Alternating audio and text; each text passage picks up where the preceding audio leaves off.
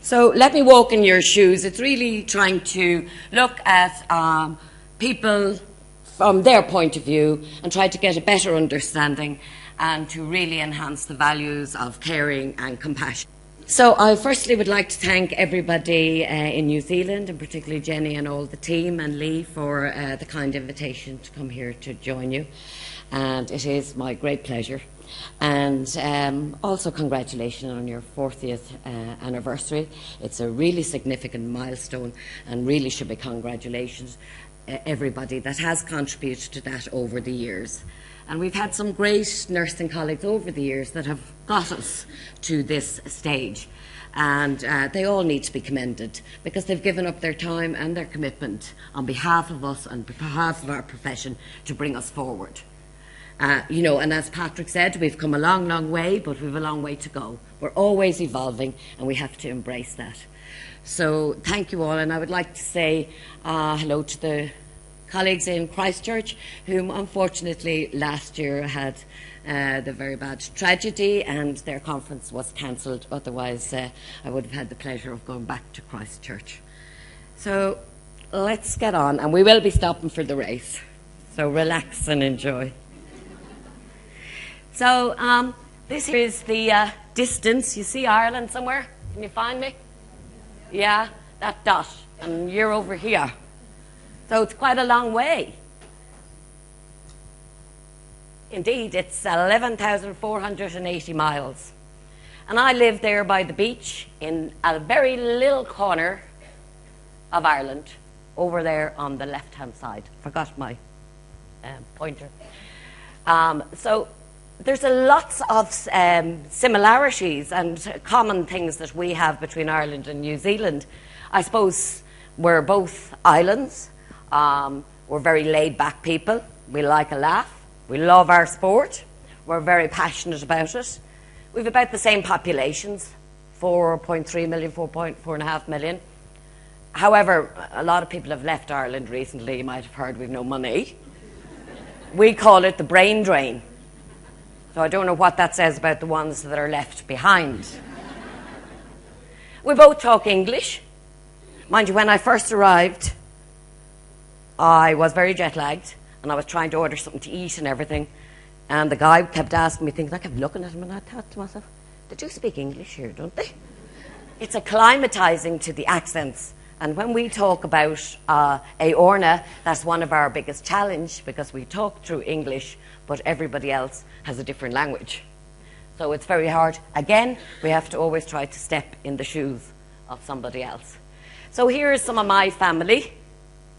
That lovely fella, you see he's very like me? That's Patrick. It's my son. Big, tall fella. But that guy beside him is a very famous in Ireland now, because he's the new Ireland coach for rugby. And where does he come from? Auckland. Joe Smith. He will be All Blacks coach in the future. And I just want to tell you, we had him first. He's a really, really exceptional guy. So on we go. So loosely we're going to talk just the introduction. I'm going to give a bit of a background on EORNA for your interest, some of the key issues that we face, and we have all got similar things that we face, but then there's a lot more countries that are well more advanced than some of our European colleagues or other colleagues. And we have a responsibility to help them develop. So then we're talking about perioperative nursing, a humane profession, core human values, and trying to make our workplace a healthy environment that everybody can enjoy their work. So EORNA, the European Operating Room Nurses Association, officially founded in 1992, so we had our 20th party last year. And it's a non-profit organisation. Our goals and our missions are similar to your own missions, and it's the advancement of patient care, safety and welfare of staff, education and development, and creating platforms for people. Like we saw in the free papers yesterday, it's a really nice idea to allow people the platform to present and share their knowledge in a friendly, comfortable environment.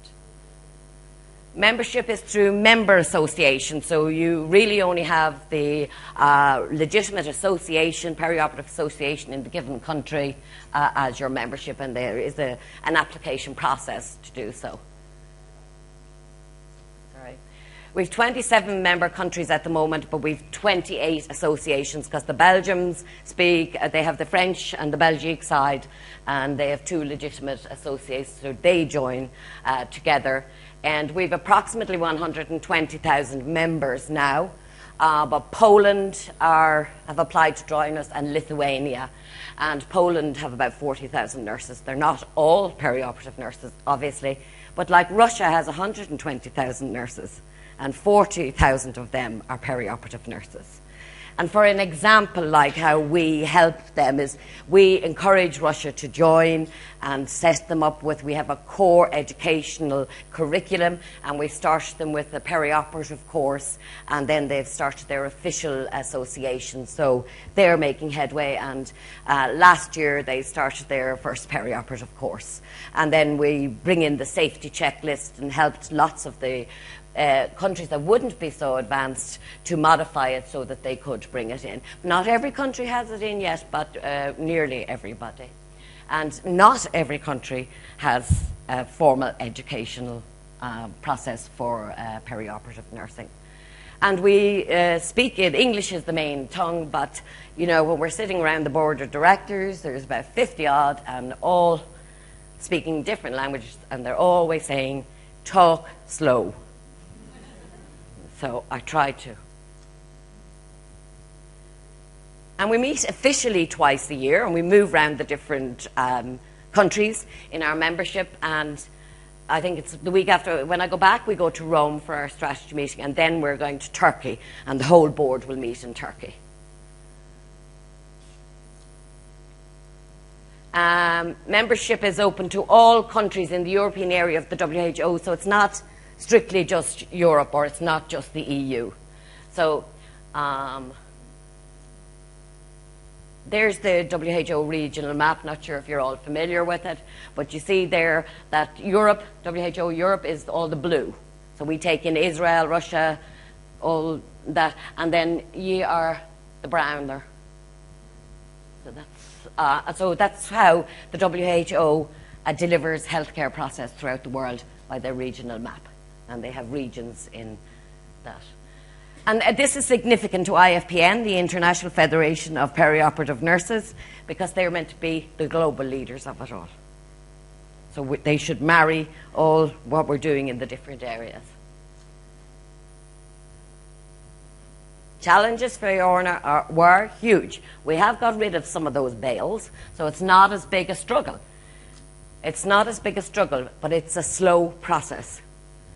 Lots of the countries wouldn't have just nurses in theatre. Ireland only has perioperative nurses. We don't have any non-nurses in theatre. And actually, one of our esteemed colleagues left her job. She was in charge of the Irish Nurses Perioperative Association. And Sandra was asked to train a non-nurse into theatre, and she left. So that's, you know, really being committed to the cause.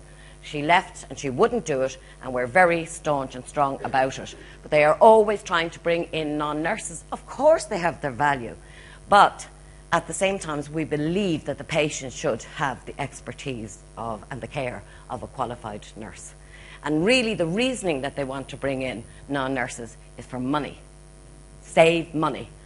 Pooh-hoo. So a lot of the challenges, as I said, is the education, because we do have a common core curriculum that is basic, and we have a shared kind of established orientation program that is now a certificate program in some of the countries, that new staff or junior staff or students that have finished can come and do their 6 months course in clinical. It's clinical based, and it shares all the different strands of perioperative nursing, and then they can get a certificate from our nursing authority to say that they've done it. But now we have got it achieved that they will get credits off their perioperative degree for doing this course. And it's a safe transition for people, and it's safe for the patients. So we're trying to get most of our countries to use them. Really, people feel, and lots of the survey will say, the recognition and the value isn't good enough, and it creates apathy, and people are demoralised by it. There's also a lot of transient workforce between the different countries, mainly because there's free movement in Europe and things like that. Of course, the barrier is that you can't just hop into Germany and start speaking English. Like, you can't work in that area, but there are a lot of areas that they can move in, and like places like Slovenia, Slovakia and things like that, they all speak more or less the same tongue and they can move. And it's causing a lot of problems in some of the countries, because most of the reason they move is lack of enjoyment in their work, lack of recognition, lack of value, but mainly pay. In what's that other place called? Hungary. The average pay for a theatre nurse is 150 euros a month. Hello? You'd hardly buy a loaf of bread. It's really, and they're very poor. Like, they really are just so undervalued. And that is a concern, really, and we are trying to get that more rectified through the EU and places like that. And there's also the education. We're inundated with European EU directives. And then we also have all the different countries' national directives and national policies to kind of marry up. And the EU decided recently, driven by Germany, of course, for money, that they would reduce the basic education of people from a 12-year cycle to a 10-year cycle, and therefore nurses, for example, could go straight into a vocational college after all our fighting to get degree status. So we've managed. That's what we're doing in the national and international forums. We're looking out for those things and watching people. And of course the non-nursing roles. I mean, we generally work by the skill mix and the levels in theatre of 3 per theatre, depending on what we're doing, of course. But in some of the countries, they might have porters in helping, or, so it's trying to get that standardised in the best interest of the patient and staff. So among the current initiatives we have an accreditation system that people apply for, and we accredit their courses and things like that. And that's a way of getting money in, but it's also giving a bit of extra standing to the course. And we've just done a big project with the EU, and it's called Key Skills Management. And basically any theatre within our whole region can download this software and use it to manage their theatres. It tells them what instruments they need, what their staff education level, who's available, who's got this experience, who's got that. So it's a management tool. And we are launching a patient safety initiative very shortly. And we represent on SEN, which is the Europeans. Do you have that here? You do SEN? On the packets, on every product that comes into theatre has to be standardised, or into any healthcare. And basically it's Central European norms. So we work to make sure that they meet the standards, like gloves, like anything like that. So we go and sit on that committee to say and to approve the research and work on it as the end user. Adana is about drapes, and we're changing like all the things about use of disposable drapes and all that. And then we're on IFPN, and we're starting a research bank. As we heard Kelly yesterday with the research, it's very important, but pity we don't have it all collated together so we have it easy. And what we're trying to do also is set up a system where there's a list of things that we feel would be valuable research within Europe, and then the students in the universities will pick them off and do them for us. So we're working to try to collaborate it all. Every February we celebrate European Perioperative Day, and we all go crazy. We send people cards, we wish them Perioperative Day. People go out in the street. In Portugal they're totally crazy, and they really go, they set up a theatre in the middle of the main streets, and people come along and they dress up in the gear. They allow patients, or they allow the public. And last year they did a great thing down the Algarve. They set up a paediatric theatre. and have the parents and everybody come in. They have a sing-song around in Croatia. They have a big statue to nurses. So everybody does something. We went in last year where we call transition year in school. I don't know if you have it as kind of a year out in their normal school year, where they learn different things and learn about careers and things like that. So we set up a theatre in some of the schools and let them all dress up and things like that. So you're promoting the role of the perioperative nurse. You're promoting that as a career choice, and you're letting people know what we're about. You know, perioperative nursing is, we should be very proud perioperative nurse, and I certainly am. We should take every single opportunity to promote it and to say, what we're about and what we do. And when you say to people and they say to you what you do, don't just say I'm a nurse. I'm a perioperative nurse, and then they'll usually say to you, what's that, for God's sake? And you will say, you have your trend, you can say what you like and give them the whole story of what you do. But one unfortunate person said to me, oh yeah, I know what you do. You work in the operating theatre and give the surgeon what he asks for. Red rag to a bull. I said, excuse me, I said. Yes, I do work in the operating theatre. And when you come to my door, I said, I look after your identity. I make sure that you have a safe passage through the perioperative department. I said, I make sure infection control is cared for you. I make sure that everything is prepared so you don't have undue stress in the operating theatre and you're not too long on the table. I look after your skin. I look after your dignity. I look after your dressings. I make sure you have a safe passage back to the recovery, and I hand over and I tell you, and I am your advocate. I look after you when you aren't in the power to do it for yourself. That's what I do. And yes, some days I do give the surgeon what he asks for, but most days I give him what he needs. That's it.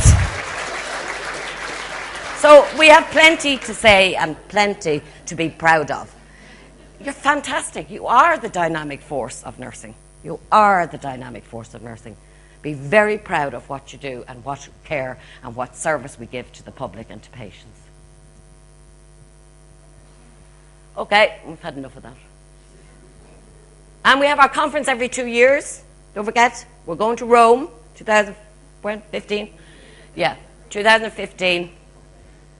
Come on, everybody. So this is kind of the EORNA board, but it's not the most recent one. But, we have a lot more than that on it now. So let me walk in your shoes. Like we wear the canvas shoes and we've wings, we're flying around the place. So we just have to take a little time to reflect and value what we do.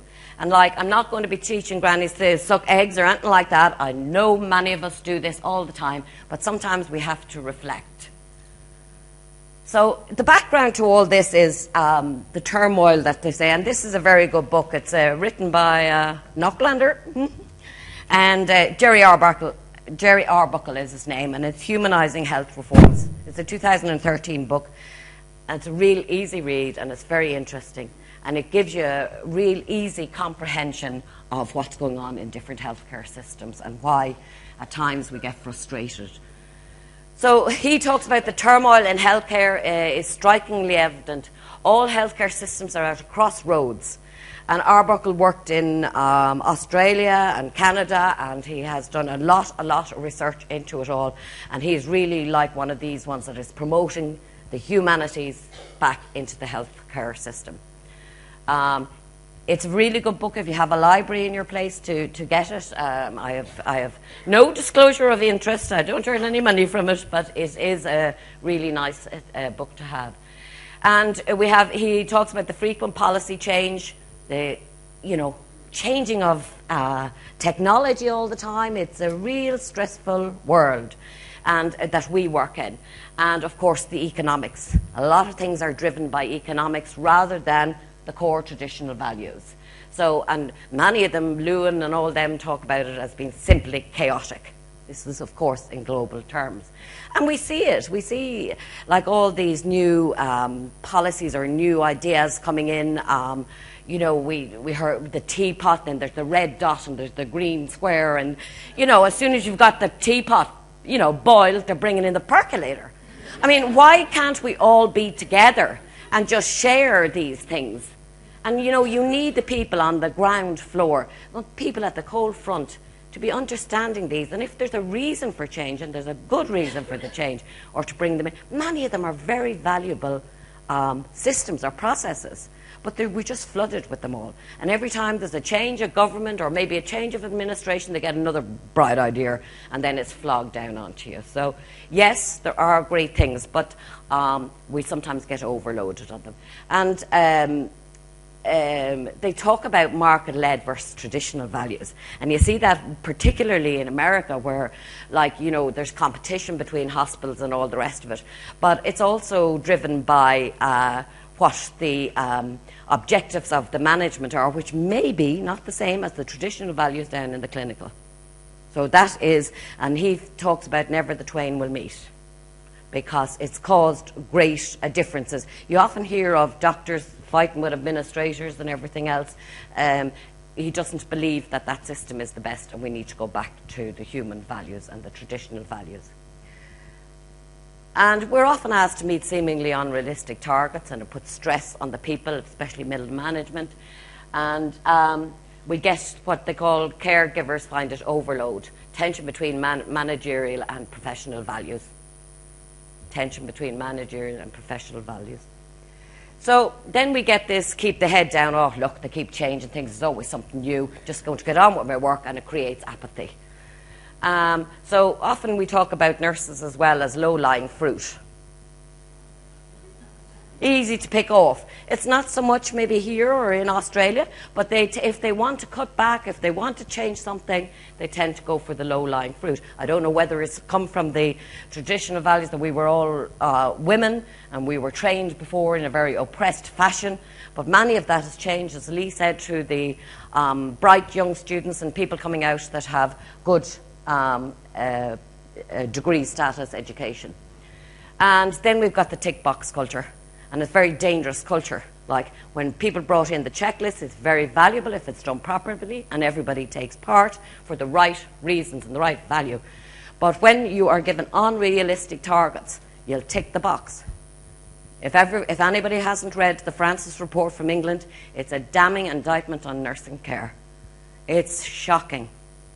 And really, I think 14 patients died. And it was just neglect and lack of human compassion, value and caring.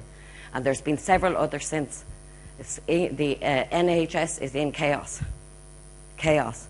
So with, you know, that, so there's a lot of things going on there that is very different. But when they went to look at the boxes, had they reached this target, had they done this, had they done that? Yes, they were all checked, they were all ticked, but the work hadn't been done.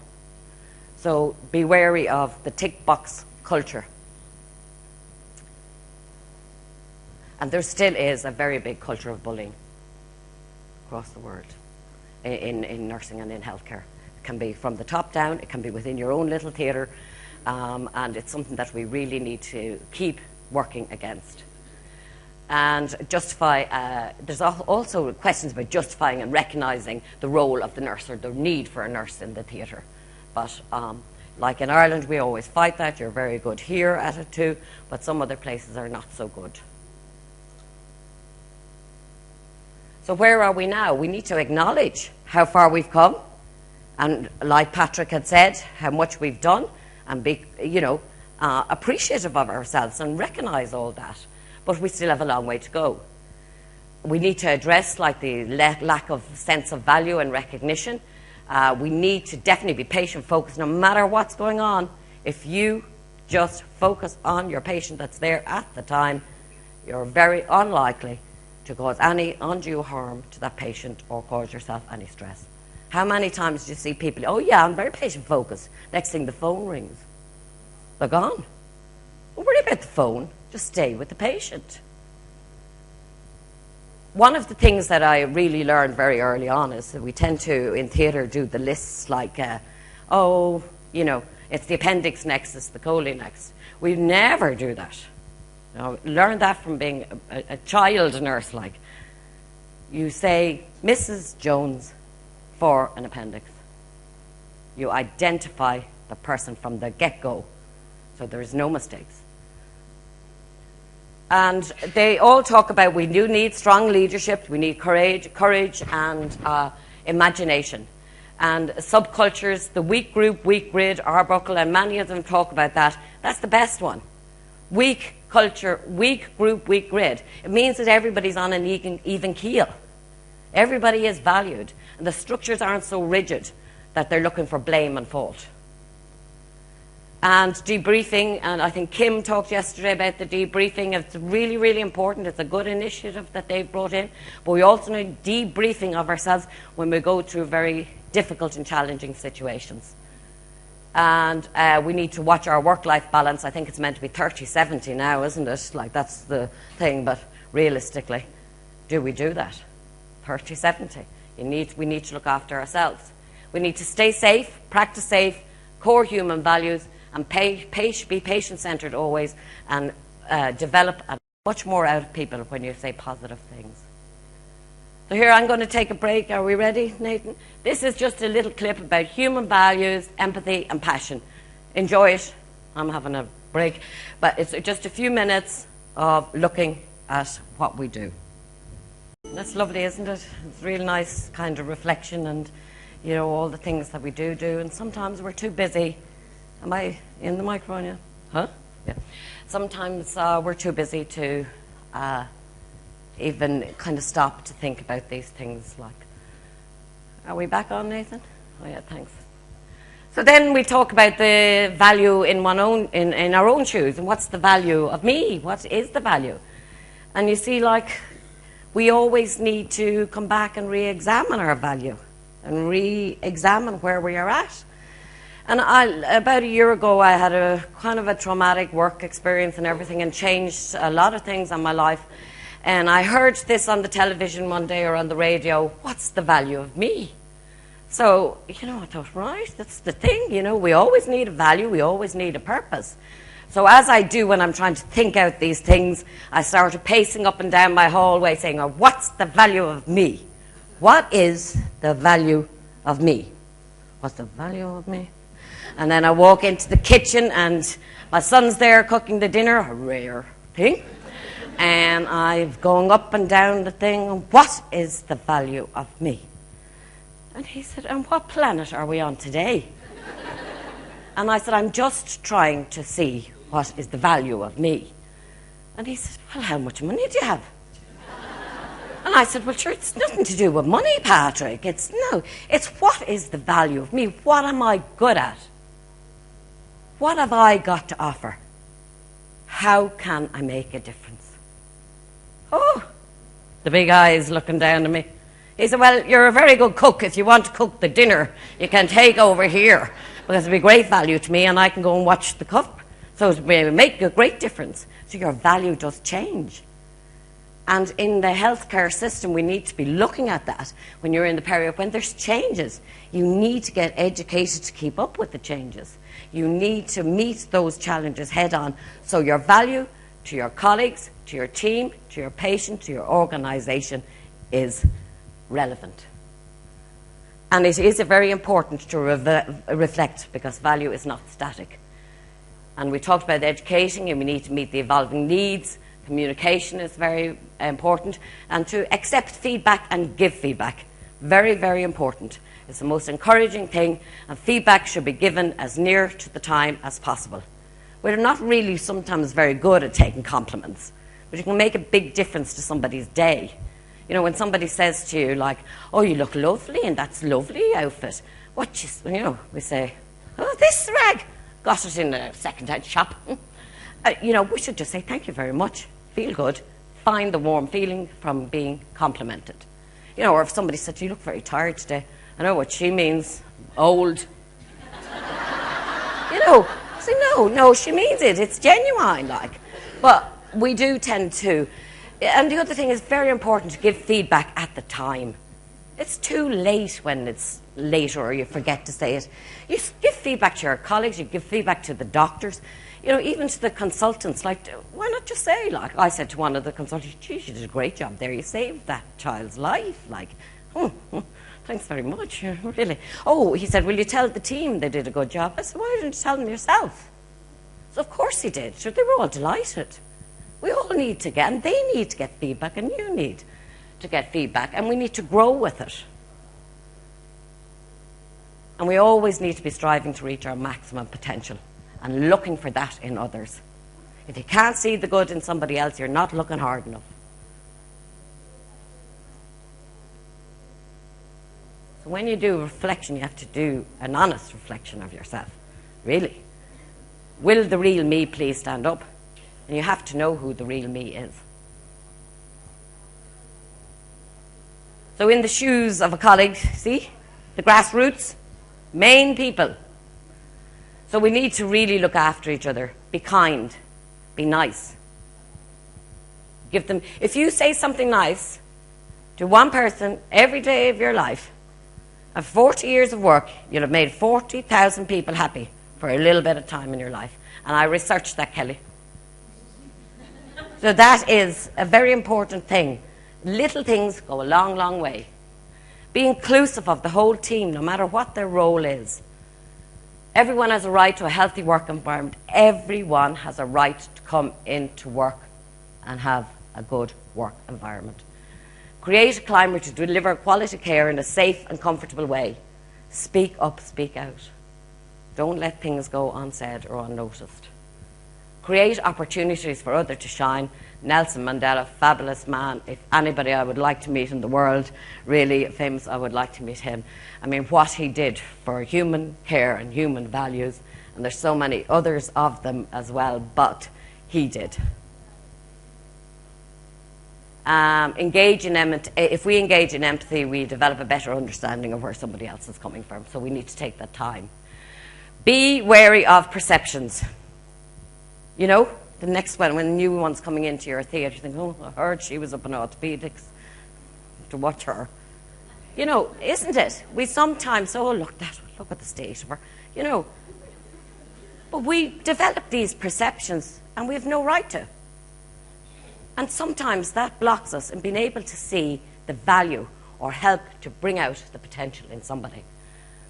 And feedback, as we said, is very important. So, we're not going to look at all this, but don't judge the book by the cover. Everyone has something to offer. Do you see Britain's Got Talent? Let's watch her. Thanks, Nathan.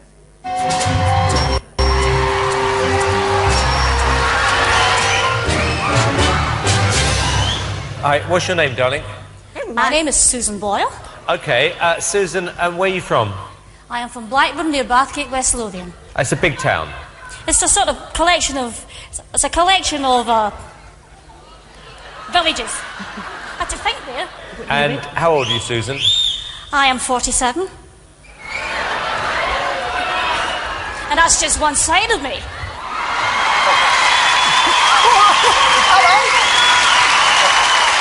Watch the boys' faces. Okay, what's the dream? I'm trying to be a professional singer. And why hasn't it worked out so far, Susan? I've never been given the chance before, but here's hoping it will change. Haven't been given the chance. Okay, and who would you like to be as successful as? Elaine Page. Elaine Like Page. that.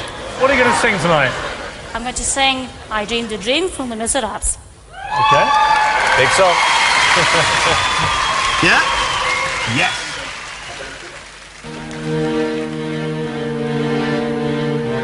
Come on, everybody.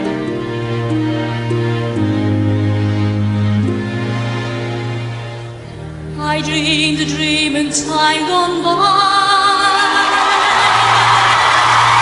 When hope smiled, life was giving. You didn't expect that, did you? Did you? No. I dreamed that love would never die. I dreamed that God would be forgiving. I was young and unafraid. When dreams are made and used and wasted, there was no ransom to be paid,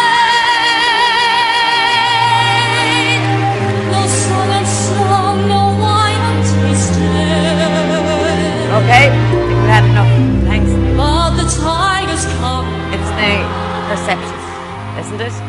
And yet you was brilliant, and she is beautiful. She had 47 years of her life before she actually got the chance and the courage and the ability to do it.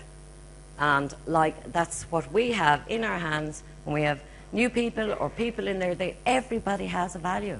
Everybody's good at something. Everybody has a niche. It's finding it and encouraging them.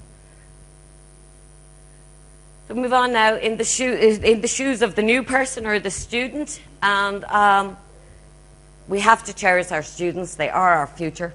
We want a nurse. When we go in for my hip, I want the nurse there by my bed, and we have to encourage them and give them a positive experience. I know that you don't have compulsory rotation here, but you do provide a lot of student rotation theatre. In Ireland, it's compulsory. They have to come to theatre. So that's another thing that we have fought for, that they have that experience. It's a fantastic learning environment. Perioperative nurses are just a rare and special breed. All the different things we have to know in terms of education in the different areas of perioperative work, it is not in any other field.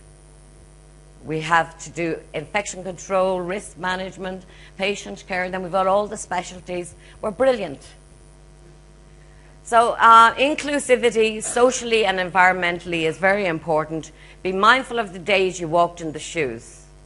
You walked in the new person or the student's shoes. Be mindful of those days and how difficult or challenging it was. And now we talked about, you know, when we trained in a clinical setting and we didn't go straight to university, back in the day, we knew how to do it. We knew how to give care, but we didn't necessarily know the why, to have the background knowledge and academic qualifications to be able to explain what we were doing and have a deep understanding. Now they come out of university and they definitely know the why, but they're not quite sure of the how often, and we have to bridge that gap, and we can both learn from each other. I always remember the student nurse, and I ran into this anaesthetic room. For some reason in this facility, they used to put the diathermy pads on before they were asleep, or whether she was having a spine. I don't know what the scene was, I can't remember. But the first student went over, she was very nice, doing all things, putting this little cold pad on your leg, she said. And she put this cold, she said, I'm having an operation the other side. Oh, she said, no, this is the right place to put it. It was very cold. And the patient said to her, what's that for? What did the student say? To stop you going on fire during the operation. She had it kind of right. I kind of, you have to have the knowledge base to be able to explain it. She, you know, she was doing the right things, she just didn't have the right words. So we need to give them roots, really good grounding knowledge, and then you have to give people wings to fly. You have to let go and trust people to be able to do the job after you give them the tools. And it's also important for future. It's great to hear that, you know, people are knocking on the doors, but, you know, things change, like. And as the years go on, they mightn't always be. So we do need to encourage the students. What we do in Ireland is, like, the students can come in from the ward with a specific patient and follow the patient through their journey, which is nice, and it's a great learning experience. And we give them free attendance, a certain amount of them, to come to our conferences and things like that, so that we can encourage them. We do the open days in theatre to help with the public as well, to let them see what we're doing, so to get away the perceptions. And we have student articles in journal, perioperative day activities, and we create positive career pathways for them. And we do the clinical inductory course, as I said to you, that has become a certificate course now. So in the shoes of management, perception, isn't it? But it's a very difficult one, and everybody should walk in the shoes of management. Arbuckle says, as we spoke before, never the twain will meet. Middle management can be very difficult. They're often the jam in the sandwich. Pressure from above, pressure from below. And, you know, we often say, what the hell happened to her since she went up the ladder? She's soon forgotten, you know, what the reality of life is about. But it's not. It's meeting the new objectives in their new role and trying to do what is best.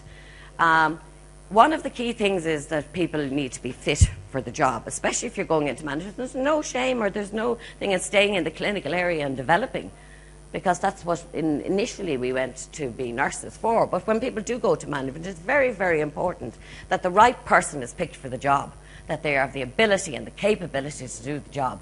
Otherwise, that causes conflict. This goes back, I think it's the Peter syndrome, isn't it? That you're promoted beyond your capabilities. Sometimes now, it's much better now because we go through all this interview process and proper criteria. However, you can have bad interviewers that employ people. And if, when you're going into a management structure, it's very important for you as an individual to make sure and research the role and that you have the tools and the capabilities to do it. And you need to look at the official and unofficial channels in the organisation that you're going to be management in. And I think it was that Australian neurologist, Theo, is it? And he's real kind of controversial, but they think he gives hope where there shouldn't be hope in brain surgery to people that have tumours and things like that. But he was a professor in America and he came to Australia. They didn't really want him. And the last time we had a speech, I don't know where we were with him, he's a very good talker, but one of the key things after years and years of struggling to get accepted and everything here in Australia, he realised that he'd wasted all those years because they didn't really want him. So he had put a lot of energy into fighting the system and fighting everything, and then now he said, why did I bother? Why didn't I go back to America where they really wanted me, or go into private practice where they did want me?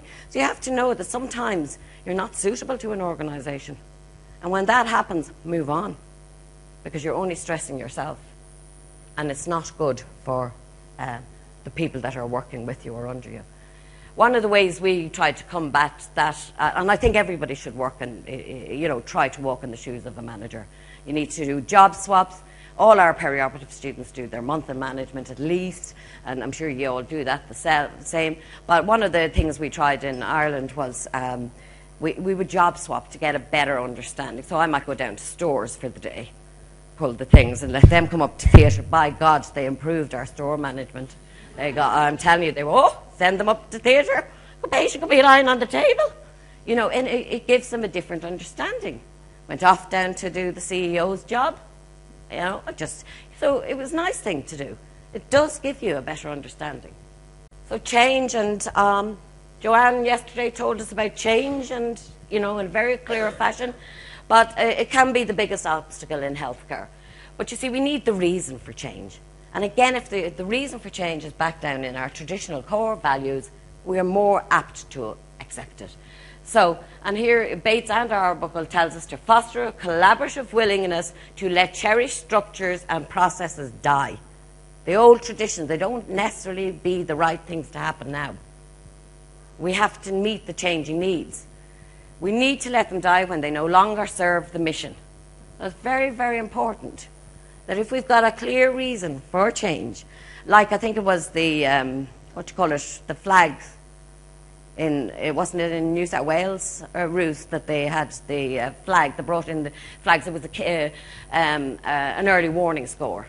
The reason they brought it in was to help provide a safer environment for patients and to help the staff. So it's called Between the Flags.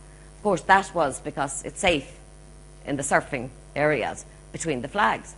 But there's a modified version of this gone around the world, but they're called all different things. Why don't we just keep it the same? It was a very, very good initiative brought in for patient safety and for staff welfare.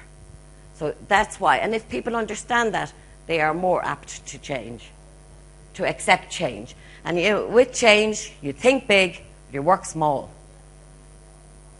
So this is the theatre team in the shoes of the theatre team.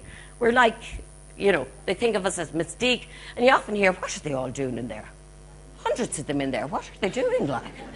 Do only one patient at a time. Come in and walk in my shoes. It's a different... And, you often see when a manager or somebody has to come in, or somebody, a politician, oh my God, I didn't realise you did all this in here. I thought you just came in, whipped out my appendix and I was gone. So people don't quite understand it. And that's our role, to spread the news. So when we're off this behind the closed doors, and we need to get out there, show them, let them in, demystify it. Sometimes people, there's a lot of research that shows people that work in theatres for a long time that have a feeling of isolation from the rest of the hospital. Need to change that. We used to have the breakfast. Isabel used to work with me in Dublin. We used to have this morning breakfast, crazy breakfast, crazy hats, and everybody'd come up to the recovery room. We changed it into a big party day, and we got a chance to meet them all. And we've talked about articulating our role and being acute, and of course, be aware of the anxiety of patients. Of course we are. We always do that, and we do that very well, and we've done a lot of preparation for patients and preoperative visits and informations. So promote a positive environment at every opportunity that you can. And they're just some of the ones, that people have said. Lowen talks, and he fights very much for the lost art of healing in medicine, and there's lots of others there. I thought this lady is quite good, Huffington. She is a very famous businesswoman in America, and it wasn't until one day she collapsed, hit her head off the desk, that she realised, why am I working 24/7? And she has started what they call the third movement, or the third mediation, or something. Basically, she's saying people should only work a certain amount of hours and then come in refreshed. And we're just killing ourselves, we're getting heart attacks, we're stressed out, we're overdoing it. Work-life balance. She's a very good read, Adriana Huffington. Now, I just want to tell you about compassion fatigue. And, we, especially working in a closed environment, and like Kim was saying about the debriefing and that yesterday, is a very, very important. And people do stress, you need to get rid of it all. We're in the midst of all this sometimes pain and suffering. We noticed that a lot of the staff that were working in the GI theatre, everything was cancer. Very negative. We had to swap, we swapped them round to orthopedics for a while where they can see something being fixed. It's not all negative. It's little things that make a huge difference. You can do all this. We do it, but we need to be more consistent. The people wearing the lead aprons all the time, they've long-term strain injury. You can't leave them in radiology. You can't stay there, can they? And, you can't leave them in orthopedics all the time, no matter how much they want it. You have to think of those little things for welfare and healthy workplaces. So, I'll just read you this poem at my time. So this is a poem that, it's a very sad poem. It's about a 19-year-old that died in the operating theatre. And she was standing at a bus stop and she collapsed. And she died. So this was how they felt. It's called Tiny Feet. Just another ordinary day. News of an emergency right away. Details scanty, I heard the doctor say. Prepare the theatres without delay. All things fell into place. Against the time was the race. All working at a frantic pace. The signs of anxiety etched on every face. Help came from everywhere, their knowledge and expertise to share, another trolley to prepare, a team in flight of expert care. Monitoring bloods and stats too, is there anything more that we can do? Still her little face was tinged with blue, no more avenues to pursue. He gave the call, we had to let go, but the heart gave in, we saw the monitor show. We listened as our last laboured breath did blow. Through her vessels blood ceased to flow. She was in her prime and so petite, her body now of life deplete, bruised, cold, and draped in a sheet, protruding out her tiny feet. Some mother's daughter, somebody's friend, a young life brought to a premature end. Oh God, why this misfortune did you send to us mere mortals to comprehend? We did our best to keep her here, the doctor told them as he shed a tear, as the family grappled to absorb their greatest fear. The raw emotion of grief ran loud and clear. In the silent theatre room descended an air of eerie gloom. The longevity of life, one might presume, shattered into a desolate doom. Out of the sheet, 2 tiny feet did loom. The registrar cried uncontrollably, Was there something I failed to see? This can't be right, it's not meant to be, to lose her life in such infancy.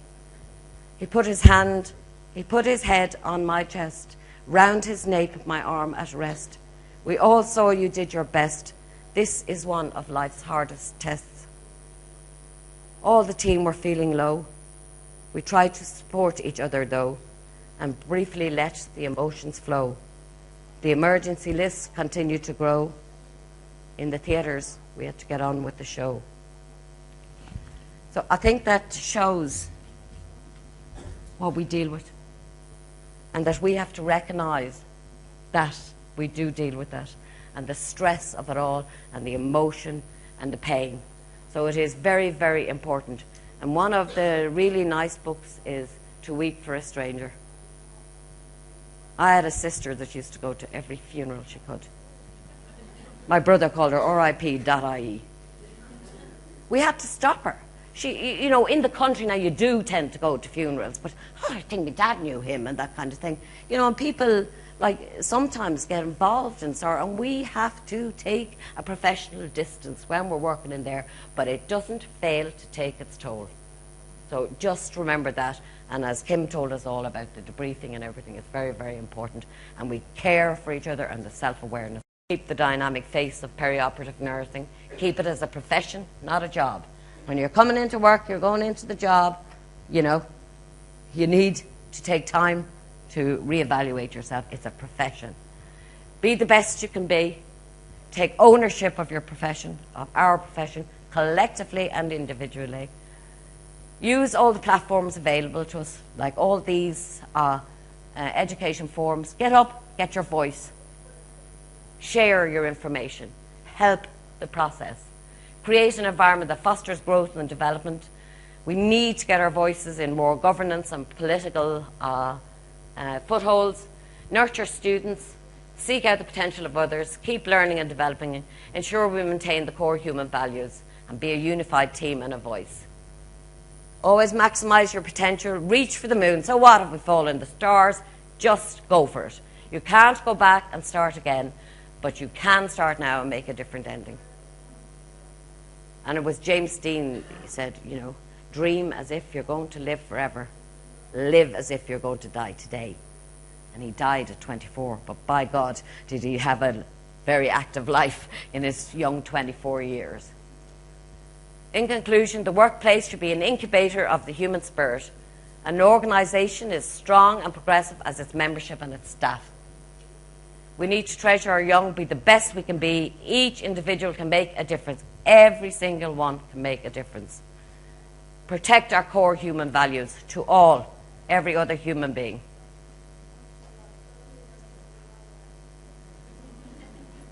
Shout to the world. Individually as we are Ireland, literally we are, from Ireland and New Zealand. But if we all get our things together, we can be a really, really powerful voice. We all need to keep the light burning, make a more dynamic future. If you see someone without a smile, give them one of yours. Very easy.